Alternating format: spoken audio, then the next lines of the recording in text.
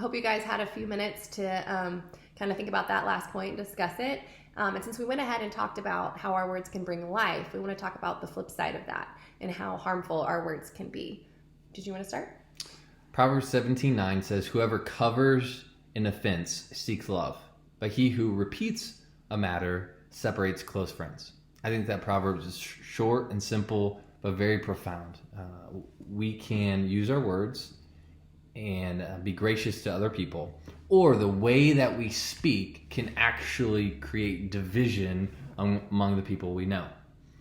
And unfortunately, many of us have experienced that. I think gossip is probably the most profound way that we find opportunities to speak negative and harmful words to other people. And not only are we tearing other people down, we're actually polluting the people who are listening.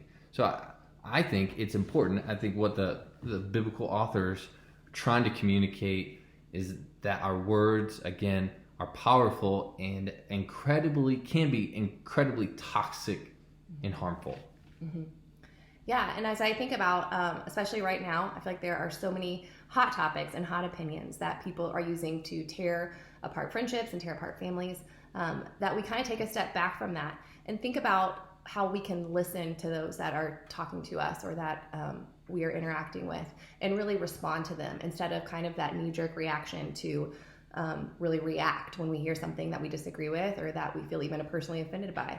A cool analogy I've heard is whenever I disagree with someone is we kind of try to throw all of our ideas or feelings or thoughts out on a table, a proverbial table, and to kind of think through and look at where we agree and where we find common ground and to kind of hold on to those things like, yeah, maybe we don't believe the same on all this other stuff, but look what we do agree on. And let's go forward with that stuff. Let's see what good we can do with just those things.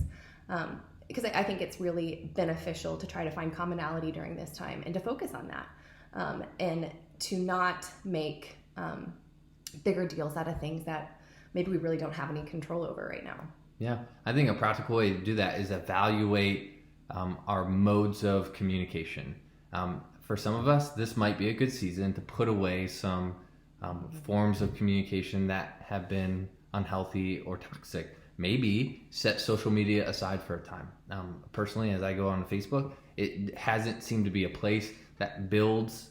It seems to be a place that divides. So maybe for you, if that's a temptation or that has been a negative input for you and a negative output for you, maybe set that aside.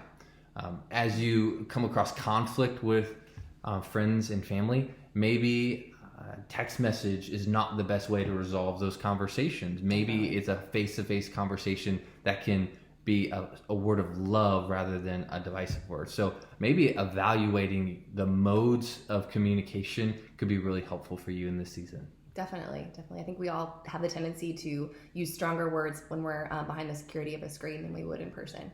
So I think that's a great word, that if we're going to have a tough conversation or if we want to address a tough topic, to do that in person instead of from behind a screen. Another thing that we like to think about when we think about our words is being a thermostat instead of a temperature or a thermometer.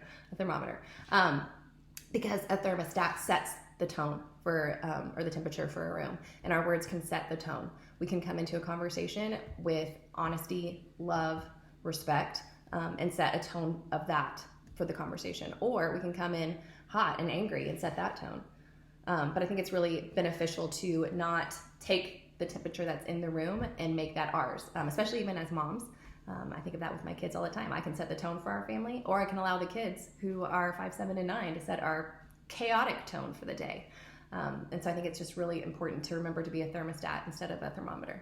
Yeah, and those of us who would acknowledge and have a relationship with Christ, what an opportunity as a Christ follower to be able to set an example for a chaotic world, that we can be people as we receive chaos can come and set the tone and lead by example and produce love, joy, peace, patience, kindness, goodness, faithfulness with our words. And so we have an opportunity to actually point people to a God who loves them in this chaotic season through our words. Yeah. So our question for you for this section is to think through ways that you can practically set the tone in conversations, whether that's in your house, whether that's with friends, whether that's in the workplace, with family, wherever you feel like it's most applicable, what are some practical ways that you can do that?